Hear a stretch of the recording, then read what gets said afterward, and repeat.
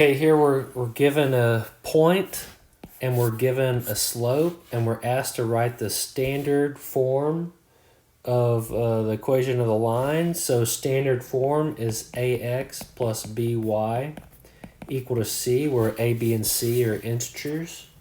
Now, if you're given a point and you're given a slope, the formula you need to use is called the point slope form of the line.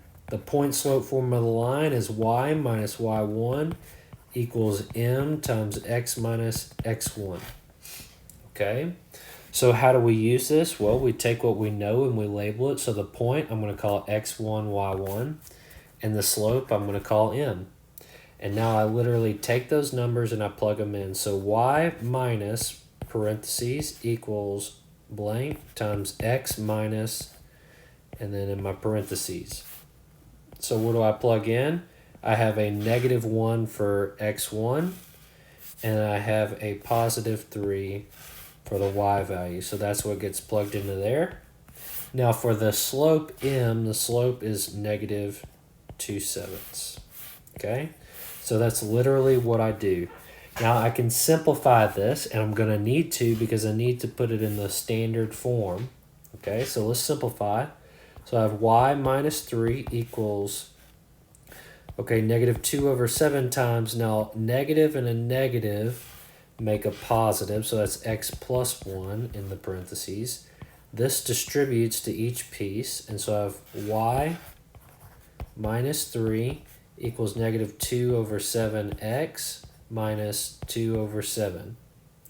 Okay, so I've got fractions. I want to get rid of all my fractions. Okay, so you can get rid of them at any point you want, but we might as well just do it now. It looks like the least common denominator here happens to be 7.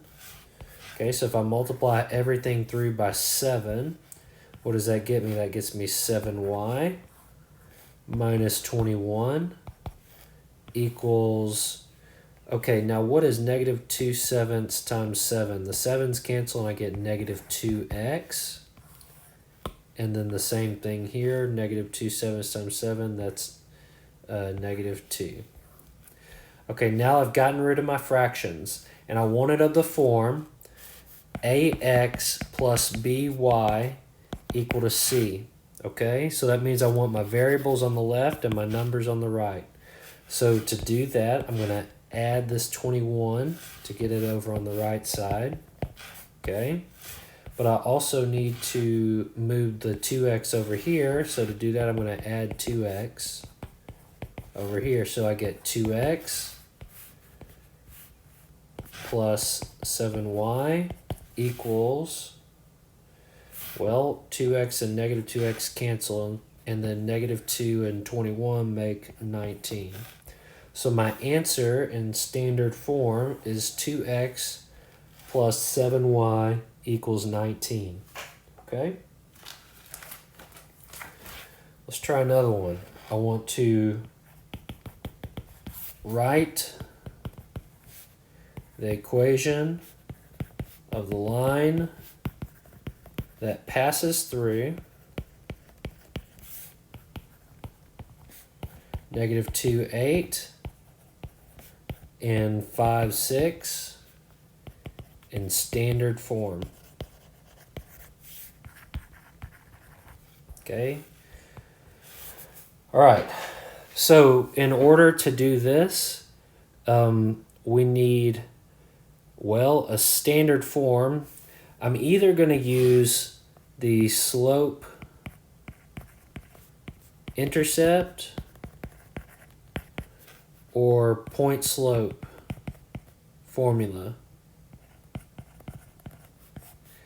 Okay, so point slope is y minus y1 equals m times x minus x1. And then slope intercept is y equals mx plus b. Now you can use either one to get your answer here. I'm kind of leaning towards using the slope intercept form here just because we used the point slope in the last problem, just so you can see both ways of utilizing this. So in order to do this though, we need to know what the slope is. So first, no matter what, we need to find the slope. Now to get the slope, if you have 2 points, I can label them x1, y1, x2, y2. So the slope is y2 minus y1 over x2 minus x1. So what will this be? Y2 is 6, y1 is 8, so 6 minus 8 over x2, which is 5, and x1, which is negative 2, so that's 5 minus a negative 2. So minus a minus turns into a positive. Now in the numerator, 6 minus 8, that's negative 2. In the denominator, that ends up being 5 plus 2, so that's negative 2/7. So my slope is negative 2/7. So if I use this formula, what do I know? I know y is equal to the slope, which is negative 2/7, x plus b. Now the only thing left I have to find is b. How do I do that? Okay, I pick a point. It doesn't matter if I pick the first one or the second one. I'm going to pick the second one so I can avoid using a point that has negatives in it. That's the only reason why. It's no better than the first one, okay? So you can pick either one. You just need to pick one. So I picked the point 5, 6. This is on the line, right? So that means if it's on the line, it satisfies the equation. So x is equal to 5 and y is equal to 6. So everywhere I see a y, I'm going to put a 6. Okay, and everywhere I see an x, I'm going to put a 5. Okay, and now I'm going to solve for b. So I have 6 equals... All right, that's negative 10 over 7 plus b. So I'm going to add 10 over 7 to both sides. And so I get b equals 6 over 7 plus 42 over 7, I think. And that gets me 52 over 7 for my b. Now that's an ugly fraction, all right? And if you're having trouble with your fractions there, you can do it in your calculator. 6 plus 10 divided by 7, and then do math frac, and you get 52 over 7, okay? But see, this tells me what to plug in right here. So now my equation is y equals minus 2 over 7x plus 52 over 7, okay? But I want to write the answer in standard form. So what does that mean? ax plus by equals c. So there's no fractions. So how do I get rid of fractions? Well, the first thing that I want to do is I want to multiply everything in here by 7. Okay, that least common denominator.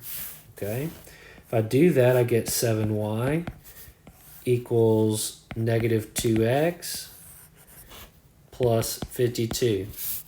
And then all I have to do to get it in the form ax plus by equals c is add 2x to both sides, so that it's 2x plus 7y equals 52.